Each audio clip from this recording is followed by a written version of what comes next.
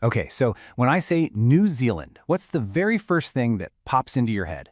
Right? You're probably picturing epic Lord of the Rings landscapes, maybe a fiercely passionate rugby team, and, well, let's be real, a whole lot of sheep. So many sheep. But listen, in today's explainer, we are completely flipping that script. Welcome to the unseen New Zealand.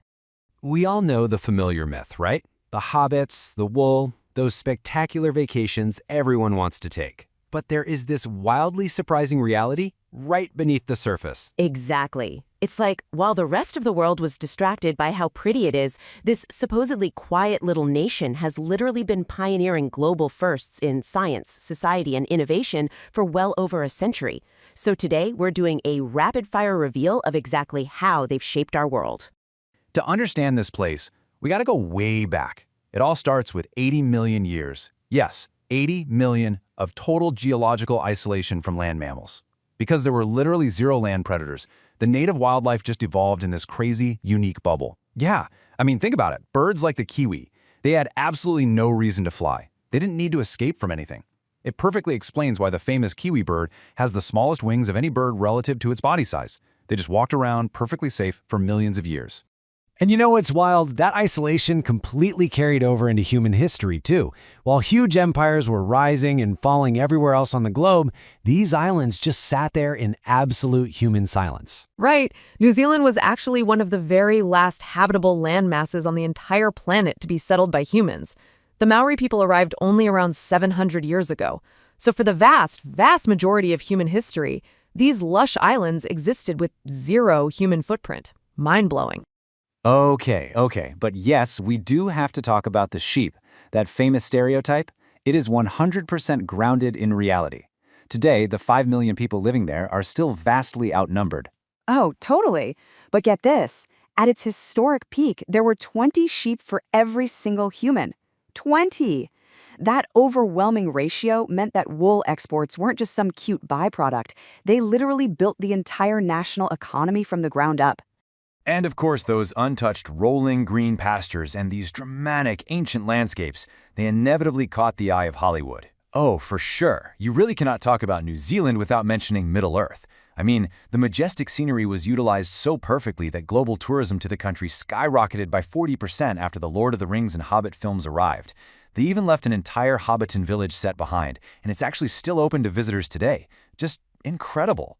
But moving beyond the landscape, you have these incredibly deep cultural roots. The Maori call the haka a living language of the body. And we really need to correct a big myth here. It is not just some intimidating rugby warm-up. The haka is this centuries-old Maori tradition used to express, pride, strength, and really deep unity. They perform it for births, deaths, weddings, graduations, all of it. Rugby borrowed it, but the Maori have owned and lived it for centuries. And speaking of the Maori, they're actually at the center of one of the most remarkable stories of cultural resilience you'll ever hear. By the 1970s, the Maori language was in this severe, honestly heartbreaking decline. It was right on the edge of being lost forever. But then, this passionate revitalization movement sparked the creation of dedicated Maori language immersion schools. It's such a great story. They completely pulled the language back from the brink, and today, it stands proudly as an official national language. Now, here's a pretty rare quirk of their national identity. Since 1977, they have actively alternating between two official national anthems. Yeah, depending on the occasion, they'll sing either God Defend New Zealand or God Save the King. And both of them actually hold official status simultaneously. It's this fascinating dynamic that very, very few countries share. But hey, they don't just innovate culture. They innovate pure adrenaline.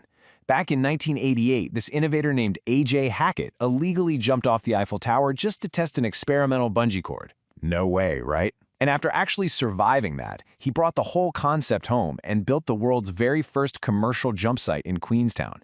He literally launched the entire modern bungee jumping industry. Talk about taking a leap of faith. Well, if you think bungee jumping is wild, get a load of this. In 1871, a kid from rural New Zealand grew up to become the very first person in human history to split the atom. Yes, Ernest Rutherford.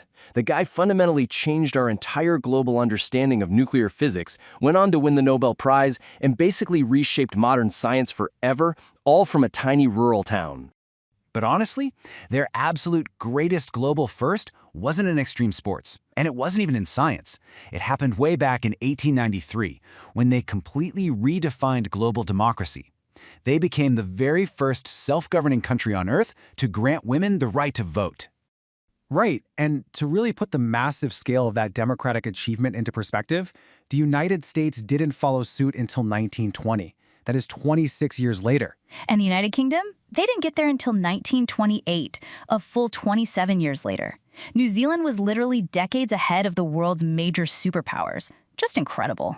So let's just step back and look at the bigger picture here. We are talking about a nation that gave women the vote first, invented bungee jumping, split the atom, and brought Middle Earth to life. Exactly. Two small islands at the bottom of the world that changed history repeatedly, quietly doing things first while the rest of the globe played catch-up. With a legacy like that, what will they silently pioneer next?